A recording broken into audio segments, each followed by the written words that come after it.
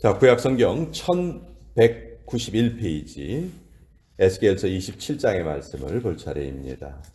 에스겔서 27장 1절에서 2절까지의 말씀, 그리고 29절에서 36절까지의 말씀입니다. 구약성경 1191페이지. 먼저 에스겔서 27장 1절과 2절의 말씀을 같이 읽도록 하겠습니다. 같이 읽겠습니다. 시작. 여호와의 말씀이 내게 임하여 이르시되 인자야 너는 두로를 위하여 슬픈 노래를 지으라. 29절부터 36절까지의 말씀 같이 읽도록 하겠습니다. 시작. 너를 잡은 모든 자와 사공과 바다의 선장들이 다 배에서 내려 언덕에 서서 너를 위하여 크게 소리질러 통곡하고 티끌을 머리에 덮었으며 재 가운데 뒹굴며 그들이 다 너를 위하여 머리털을 밀고 굵은 배로 띠를 띠고 마음이 아프게 슬피 통곡하리로다. 그들이 통곡할 때 너를 위하여 슬픈 노래를 불러 애도하여 말하기를 두로와 같이 바다 가운데에서 적막한 자 누구인고 내 물품을 바다로 실어낼 때 내가 여러 백성을 풍족하게 하였으며 내 재물과 무역품이 많음으로 세상 왕들을 풍부하게 하였었도다. 내가 바다 깊은 데에서 파손한 때 내 무역품과 내 승객이 다 빠졌으며 섬의 주민들이 너로 말미암아 놀라고 왕들이 심히 두려워하여 얼굴에 근심이 가득하도다. 많은 민족의 상인들이 다 너를 비웃으며 내가 공포의 대상이 되고 내가 영원히 다시 있지 못하리라 하셨느니라. 하나님의 말씀입니다. 아멘. 자, 이 에스겔은 예레미야와 마찬가지로 제사장 출신의 선지자입니다. 구약성경에 보면 왕과 제사장과 선지자는 각각 하나님께 기름을 부어서 세우심을 받았죠. 그리고 하는 역할이 다 독특했습니다. 그런데 하나님께서 특별히 나라가 망할 때에는 다른 사람보다는 제사장 출신들을 들어 쓰신 걸 볼 수 있어요. 예레미야도 유다가 망할 때 남유다에서 열심히 하나님의 말씀을 외쳤죠. 예레미야도 제사장 출신입니다. 또 에스겔은 남유다에 있다가 바벨론의 포로로 잡혀가게 되죠. 거기에서 잡혀간 그곳에서 나이 30세가 되었을 때 하나님의 부르심을 받습니다. 그래서 거기 바벨론의 포로로 잡혀간 자들에게 하나님의 말씀을 전하는 그런 사명을 받죠.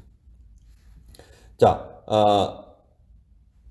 구약성경에 보면 요나라는 선지자가 있어요. 요나라는 선지자가 어디에 가서 예언을 했냐면 니느웨에 가서 예언을 했죠. 그러니까 하나님의 선지자들 중에서 이 본토를 떠나서 예언을 했던 선지자가 두 명이 있는데 한 사람은 요나고 한 사람은 에스겔이에요. 에스겔은 지금 바벨론에 가 있죠. 바벨론에 있는 상태에서 하나님의 말씀을 전했어요. 자, 바벨론에 똑같이 포로로 끌려간 사람들 중에 다니엘이라는 사람이 또 있었습니다. 다니엘은 에스겔보다도 먼저 포로로 끌려갔었는데 포로 생활 초기에는 주로 이 에스겔을 통해서 하나님께서 말씀을 전하셨고 포로 생활 후기에는 다니엘을 통해서 다니엘이 하나님의 말씀을 읽다가 예레미야서를 읽다가 70년 만에 너희들이 다시 회복될 것이다 하는 그 말씀을 깨닫고 다니엘이 이제 백성들에게 그것을 또 전하고 함께 기도하는 그런 것을 우리가 볼 수가 있습니다. 에스겔서는 특별히 26장부터 28장까지 3장을 할애를 해서 두로라는 나라의 멸망을 지금 예언하고 있습니다. 두로는 지금은 별로 이렇게 사람들이 이런 곳이 있는지도 잘 모르는 아주 조그마한 그 항구 도시에 불과합니다. 지금은 뭐 한 사람이 6천 명 정도밖에 살고 있지 않다고 해요.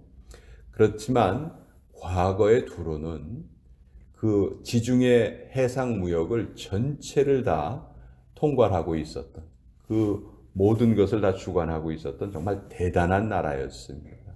근데 그 대단한 나라 두로가 하나님의 심판을 받아서 멸망당할 것이다 하는 것이 에스겔을 통해서 지금 예언이 되고 있어요. 아까 말씀드린 것처럼 에스겔은 지금 바벨론의 포로로 끌려가 있는 유다 사람들을 위해서 하나님의 말씀을 전하는데, 어떻게 보면 이 두로의 멸망이라든지 다른 나라의 멸망은 그 포로들에게 현실적으로 와닿는 이야기가 아닐 수도 있겠죠. 왜 이 말씀을 전하는가? 결국 모든 것이 하나님의 섭리대로 이루어진다는 것을, 역사의 주인이 하나님이시라는 것을 에스겔이 이 예언을 통해서 이야기를 하고, 또 이 예언대로 그대로 모든 일이 실행되는 것을, 실현되는 것을 유다 백성들이 나중에 깨닫게 되는 것이죠. 그래서 그 에스겔의 말씀이 그대로 이루어지는 것을 보면서 하나님이 만왕의 왕이시다 하는 것을 깨닫게 되는 것입니다. 2014년인가요? 2014년 4월 16일 날 한국에 참 비극적인 사건이 벌어졌어요. 세월호라는 배가 침몰을 했죠.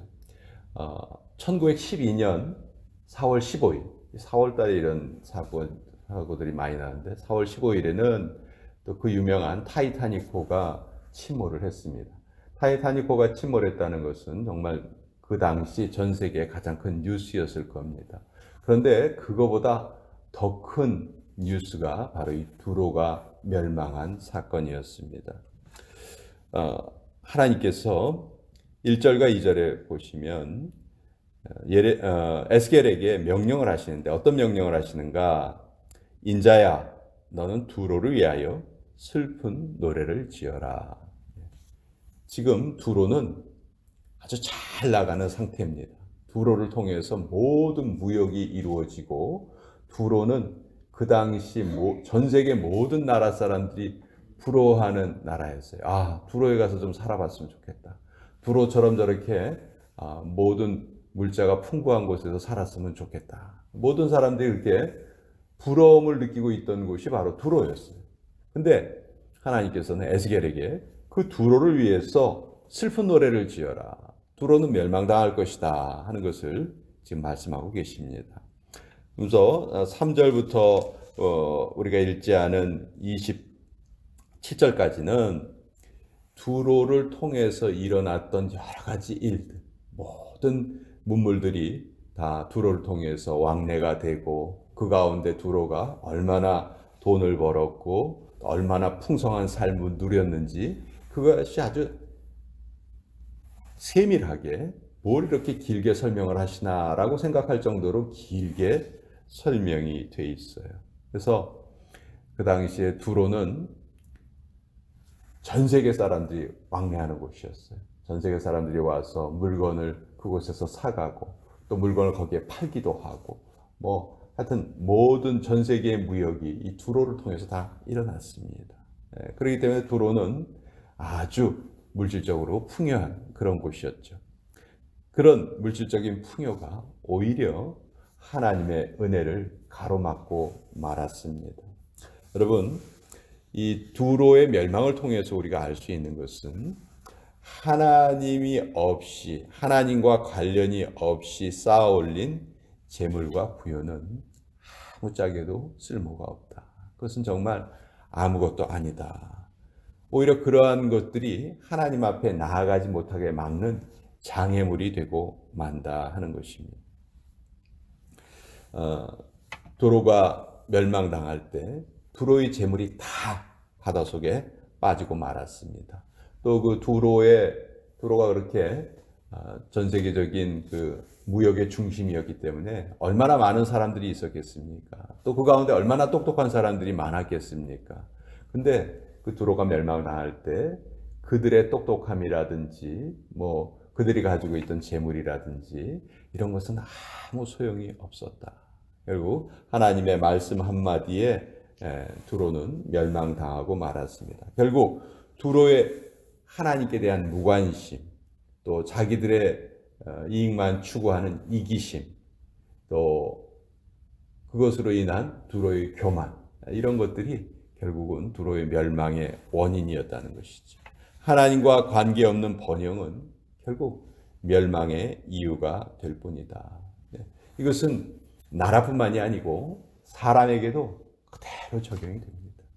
지금도 하나님이 없이 살면서 모든 것을 누리는 많은 사람들이 있어요. 우리 눈에 그런 사람들이 많이 보입니다. 근데 성경은 그들의 최후의 모습에 대해서는 한마디로 그들은 하나님 앞에 멸망당할 것이다, 그것만을 말씀하고 있습니다. 자, 그러면 두로처럼 이렇게 무역을 하고 이런 것이 안 좋은 일인가? 그건 결코 그렇지 않죠. 우리가 이 세상을 살아가기 위해서 물건을 사고 팔고 하는 것은 아주 정상적인 활동입니다. 그렇지만 그런 활동을 하면서 우리가 살아가지만 가장 중요한 것은 그런 것들에 마음을 빼앗기지 말아야 한다는 것이죠. 사탄이 우리를 유혹하는 수단은 먼저 좋은 것을 우리에게 보여주려고 합니다. 에덴 동산에서 하와를 유혹할 때 어떻게 유혹했습니까? 먼저 먹음직스러운 그 열매를 보여주었죠. 그러니까 그걸 보고 나니까 욕심이 생긴 거죠. 그러니까 처음서부터 사탄이 너 이거 먹어, 이렇게 말하지 않은 거예요. 보여준 거예요. 보여주고 그것을 통해서 우리 안에 욕심이 생기게 만든 것이죠. 똑같습니다. 오늘날도 우리를 유혹할 때 그냥 더 좋은 거 있는데 한번 봐봐. 보기만 하는데 뭐가 그게 나빠. 한번 봐봐. 그렇지만 우리가 그것을 바라보게 되면 결국 우리의 마음을 거기에 빼앗기게 된다는 것을 사탄은 너무도 잘 알고 있었던 것이죠. 결국 우리도 오늘 내가 무엇을 바라보고 무엇을 생각하고 그것이 우리의 삶에 가장 중요하다는 거예요. 내 머릿속에 지금 내가 뭘 생각하고 있나. 그 생각하는 것이 바로 우리를 결정짓습니다. 그렇기 때문에 우리는 바깥에서 들어오는 것에 영향을 받을 수밖에 없는 존재거든요. 그래서 바깥에서 들어오는 것을 잘 선택해야 돼요. 가장 좋은 선택은 뭘까요? 바깥에서 들어오는 것들 중에서 하나님의 말씀이죠. 하나님의 말씀을 우리가 늘 받으면서 살아가는 것이 다른 세상 것이 들어오지 못하게 막아내는 유일한 수단이다. 우리가 하나님의 말씀을 받지 않으면요, 계속해서 이 세상 것들이 우리의 마음속에 들어오게 됩니다. 우리의 힘으로 그것을 막아내질 못해요. 그래서 우리는 하루를 시작하면서 하나님의 말씀을 읽고 시작을 하고, 오늘도 이 세상을 이끌어 가시고 다스리시는 분은 사람이 만들어낸 어떤 경제 활동이 아니고 사람이 만들어낸 어떤 그런 인간적인 물질 문명, 발전, 이런 것이 아니고 결국 세상을 이끌어가는 유일한 힘은 바로 하나님의 섭리이시다. 우리가 그것을 알고 또 이 하루를 살아가는 것입니다. 그것을 알고 사는 것과 그것을 모르고 사는 것은 천지 차이죠. 그래서 이 하루의 첫 시간이 우리에게는 너무도 소중한 시간입니다. 자, 오늘도 이 말씀 같이